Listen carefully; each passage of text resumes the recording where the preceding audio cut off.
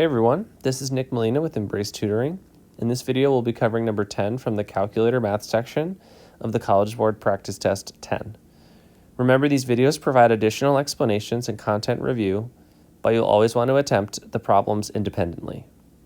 Before we begin, do us a favor and subscribe to the link below to receive the most recent videos and practice problems. Okay, let's get started.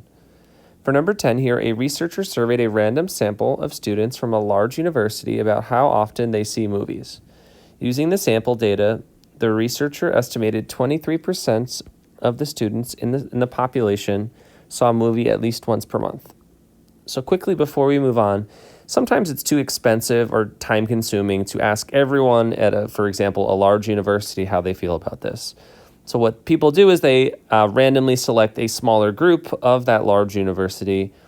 But the problem with that is you're not asking everyone, so there's going to be a certain what they call margin of error. And that's what brings us to our next sentence. It says, the margin of error for this estimation was 4%.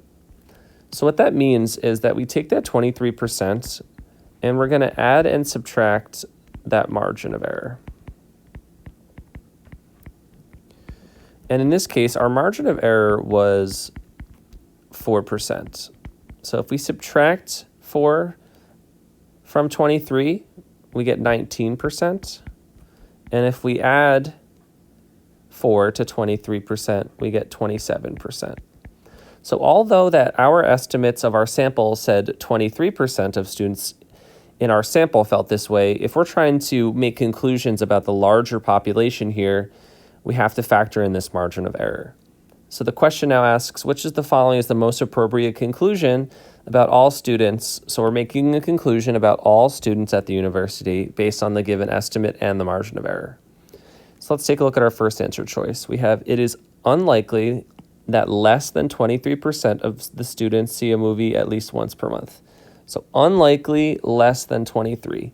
Where we already see from our margin of error that we can go down to 19%, so less than 23 is definitely possible, so saying that it's unlikely is not true.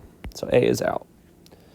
For answer choice B, at least 23%, but no more than 25% of the students see a movie at least once per month. So in this case, we're saying it has to be at least 23, which we know it could go down to 19, and no more than 25, where we know it could go up to 27. So this is definitely not factoring in our interval that factors in our margin of error. Option choice C, the researcher is between 19% and 27% sure that most students see a movie at least once per month. So now at least we see these numbers 19 and 27, but these percentages don't indicate how sure we are. It indicates the percentage of the population that are likely to watch at least one movie. So that one is out. So hopefully our last one makes sense. It is plausible, okay, it is plausible that the percentage of students who see a movie at least once per month is between 19 and 27%. And that is correct. That's our exact definition of what a margin of error does when we apply it to a sample proportion like this. Okay, and that's it. Thanks for watching. If you have any questions about this solution, or if you solve this one in a different way, please be sure to put them in the comment section below. Thanks for watching, and see you next time.